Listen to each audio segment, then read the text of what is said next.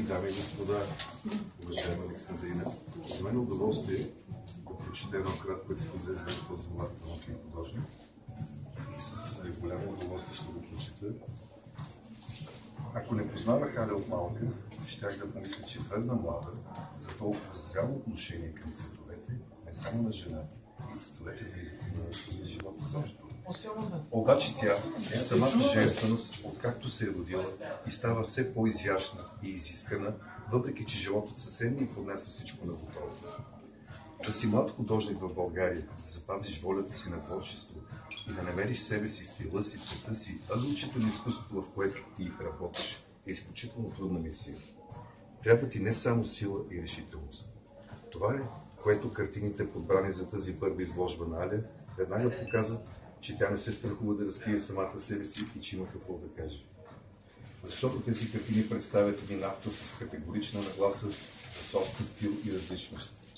Макар и добре образователна култура да има тази млада дама, авторката разкрива една ярка спонтанност, зад нежните и деликатни, предпочитани акварелни тонове, с остри дисонанси, обаче стои един много силен, решителен штрих, плътна, категорична, ясна форма и усет за мащабност на композицията и сложната структура. И всичко това е развито с една задълбочена живописна наситеност. Харесвам както нейните живописни абстракции, така и спретнатите структурирани композиции, а също и рошевите нахвърлени свободно и със забележителна находчивост и близки до текстилната и платна.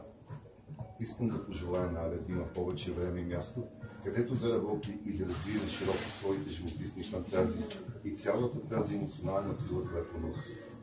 Доротея Соколова. Браво!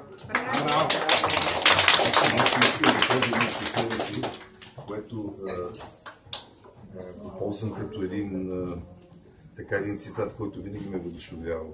Да правиш това, което харесваш, е свобода. И да харесваш това, което си направил, е щастие. Това е най-хубавото нещо. Здравейно да си живе. И аз благодаря много.